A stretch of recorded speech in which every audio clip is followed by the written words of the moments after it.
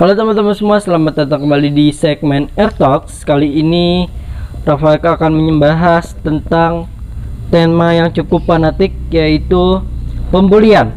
Nah teman-teman mau tahu ceritanya bagaimana, dan juga teman-teman yang saya harapkan di video kali ini teman-teman bisa mengambil hikmah dan juga bisa menyimpulkan tentang bagaimana kita dan juga pencegahan agar kita tidak terbuli, dan bagaimana kita menyikapi orang yang sedang membuli kita.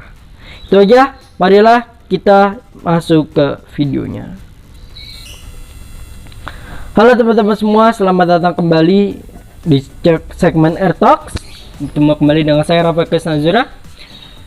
Tahu nggak sih teman-teman, kita sering membayang-bayangi tentang bullying. Kemudian mungkin ya di SMA mungkin ada ya teman-teman yang pernah dulunya mengalami pembulian hanya karena senioritas, dan juga teman-teman yang baru masuk juga di ospek, kemudian juga ada yang di ospek dan juga dibully dengan penuh dengan pembulian. Dan saya ingin menceritakan sesuai dengan pengalaman pribadi saya, dan juga bagaimana saya menyikapi hal tersebut, dan juga bagaimana kita menyikapi orang-orang di sekitar kita yang membuli kita. Oke teman-teman, true story saja. Pada waktu itu saya pernah dibully oleh salah satu orang, ya itu bukan orang komplek kebetulan, itu adalah orang orang luar dari komplek yang membuli saya atau mengejudgement saya seperti Sony Wakwa. Mungkin teman-teman udah pernah nonton di segmen sebelumnya, tapi ini akan saya bahas lagi lebih detail lagi, dan juga saya akan membagikan pengalaman dan apakah sampai saat ini saya dibully, dan itu akan nanti saya akan jawab. Dan juga ini true story aja, itu ya kita kembali lagi. Ya mungkin saya secara teknis mungkin mirip dengan Sony Wakma, cuman mungkin kalau saya memang dari syaraf dan juga itu diakibatkan karena operasi. Mungkin Sony Wakwa dilahirkan seperti itu, mungkin dari lahir atau bagaimana. Dan kita harapkan ya inilah, ketika kita dibully ya otomatis kita juga akan berpihak atau berdoa semoga orang yang membuli kita bisa merasakan. Bayangkan gitu ya teman-teman, ketika teman-teman membuli saya, kemudian teman-teman ada di posisi saya terus dibully, bagaimanakah perasaan teman-teman begitu. Kemudian saya juga pernah ini sesuai dengan pengalaman pribadi, waktu itu dulu waktu SD saya sering mengejek teman saya yang tidak memiliki orang tua yang ayah gitu, yang memiliki seorang ayah. Kemudian saya kata-katain dan saya ledeki, dan akhirnya saya merasa nggak enak, dan akhirnya saya meminta maaf kepada orang tuanya. Dan bayangkan ketika teman-teman ada di posisi itu, teman-teman memiliki teman yang orang tuanya itu ya ayahnya sudah tiada atau dua-duanya nggak ada, terus teman-teman berada di posisi itu, terus teman-teman dibully, yatim lo ya yatim. Bagaimanakah perasaan teman-teman? Pasti teman-teman akan merasakan sakit hati, dan juga teman-teman pasti akan pikir, oh ini ya yang teman saya lakukan, dan inilah yang teman-teman saya rasakan ketika saya ngebully mereka seperti itu. Nah tinggal gitu aja teman-teman. Kemudian saya juga waktu SMP mendapati adik kelas saya yang dibully oleh teman barunya, ya karena dia waktu itu jatuh dari tangga, kemudian matanya juga agak bermasalah dan harus ke dokter, dan akhirnya mata dia ditutup. Dan akhirnya ada teman-temannya yang beberapa temannya, ini cuma satu sih, beberapa temannya yang menyikapi ya membela si teman saya itu, dan dikata-katain oleh si pembeli ini adalah left eye, ya left eye. Coba kita balik juga, bayangkan dia ada di posisinya si teman saya itu, kemudian temannya itu juga dia dikatakan juga sama left eye oleh orang yang dia bully itu sendiri. Betapa sakitnya hatinya dia, dan betapa perihnya ketika dia dibully hal seperti itu. Maka dari itu jagalah omongan teman-teman. Dan saya juga ingin menambahkan sedikit, di era sekarang nggak perlulah bully-bulian, dan juga nggak perlulah kita mementingkan senioritas. Justru yang kita butuhkan di sini adalah integritas, ya, integritas yang bisa membangun bangsa ini jauh lebih baik, ya. Karena kalau kita ngebully juga kita nggak akan pernah dapat hasilnya. Palingnya ya dapat hasilnya ya surat peringatan, ya habis itu di DO apa segala macam gitu ya. Kemudian kalian nggak pusing, tapi orang tua kalian yang pusing karena kalian di DO gitu kan. Ya sangat disayangkan aja gitu loh. Kalau misalkan di era sekarang masih ada pembulian gitu loh. Itu cukup lah, udah zaman dulu, udah zaman SD. Gak usah deh berkelanjutan nih, nggak zaman SMA gitu ya teman-teman. Dan juga yang saya harapkan gitu ya kepada teman-teman, apakah ada gunanya ya, apakah ada gunanya ketika teman-teman ngebully orang tuh, apa ada gunanya gitu kan. Yang ada teman-teman malah akan digeplak sama orang tuanya karena teman-teman ngebully secara verbal dan juga secara fisiknya gitu loh.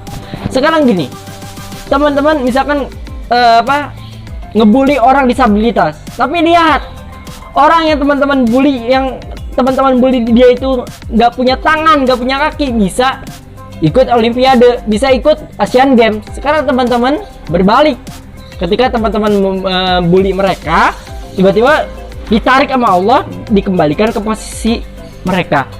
Tiba-tiba teman-teman ada di posisi mereka yang difabel, yang tidak memiliki apa-apa, yang hanya memiliki keterbatasan dan juga dibully orang habis itu. Bayangkan ya teman-teman suka ngebully orang, memaki orang, terus menghina kelemahan orang, menghina fisik, verbal, kemudian mental orang. Sama aja teman-teman menjatuhkan mental orang tuanya yang sudah menciptakan dia, yang sudah melahirkan dia, yang sudah mendidik dia gitu loh. Kan kasihan ya teman-teman. Secara logika anak ini bisa berprestasi yang berkasihan game loh. Itu sebuah apresiasi banget walaupun dia hanyalah seorang difabel, tapi itu merupakan sebuah sebuah apresiasi gitu loh. Iya, makanya heran aja gitu loh. Di zaman sekarang masih ada pembelian, masih ada apa segala macam. Makanya saya heran gitu loh buat orang-orang yang masih suka ngebully gitu loh. Sekarang teman-teman mikir gitu loh, mikir aja. Coba teman-teman dibalik, ada di posisi dia, pasti teman-teman mikir, wah gue sialan, dulu gue ngebully orang, sekarang gue digituin. Artinya hukum karma tuh berlaku teman-teman. Misalkan teman-teman ngehina dia nggak punya kaki, tiba-tiba amit-amit gitu ya teman-teman, kakinya kenapa-napa harus diamputasi, dan teman-teman merasakan hal seperti mereka. Bagaimana teman-teman ya? Makanya teman-teman jangan membuli orang kalau teman-teman tidak memikirkan kemungkinan terburuknya gitu loh. Apalagi yang suka ugal-ugalan, trek-trekan gitu ya, nggak mikir juga gitu, masih suka ngebully orang. Udah bukan zaman yang ngebully apalagi gitu loh. Apalagi di medsos, jangan ngebully orang di medsos hanya karena jelek apa. Udah ciptaan Tuhan guys, udah ciptaan Allah, jadi kita syukuri saja, kita maknai aja itu udah ciptaannya Allah ya.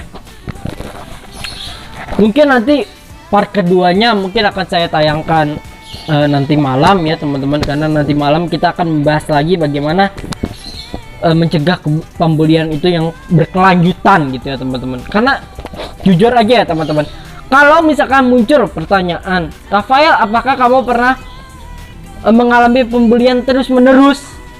Alhamdulillah, jawaban itu tidak sampai terus-menerus. Dan alhamdulillahnya juga, ya walaupun kita mempunyai kekurangan, otomatis kita harus bisa menutupi kekurangan kita. Otomatis kalau kita lemah gitu ya, kalau kita lemah dalam berorganisasi, dalam OSIS gitu ya, otomatis temannya nggak usah dibully, teman-temannya harus bisa membantu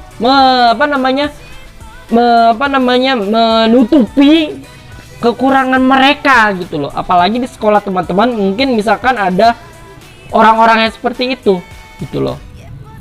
Itu mungkin hal yang luar biasa dan penuh dengan achievement ya. Dan itu juga penuh dengan penghargaan loh orang-orang seperti itu. Benar. Orang-orang yang masuk ke Asian Games adalah orang-orang yang terpilih, teman-teman. Orang-orang yang mampu, karena mereka juga ingin mampu untuk bisa seperti orang biasa gitu loh, teman-teman. Sekarang teman-teman ya pengen bertindak seperti itu. Ya sekarang teman-teman ingin bertindak seperti itu ya, silahkan aja teman-teman.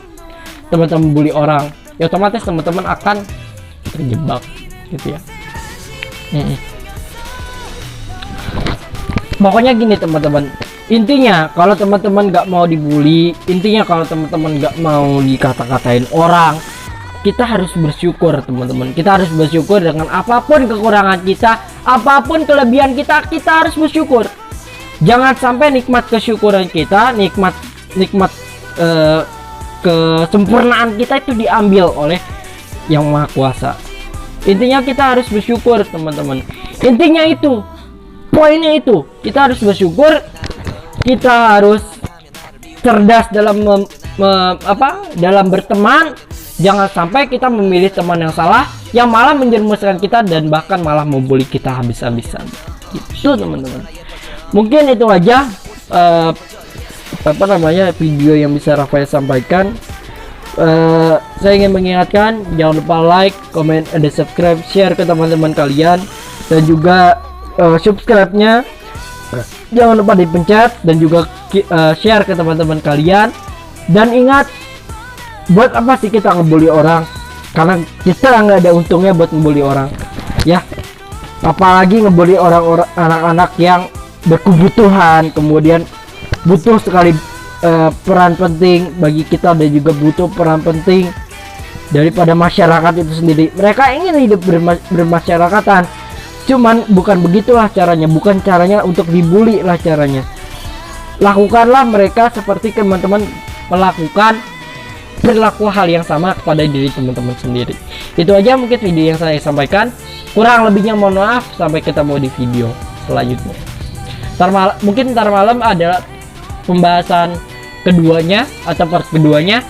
Tungguin aja, jangan skip. Sampai ketemu di video selanjutnya.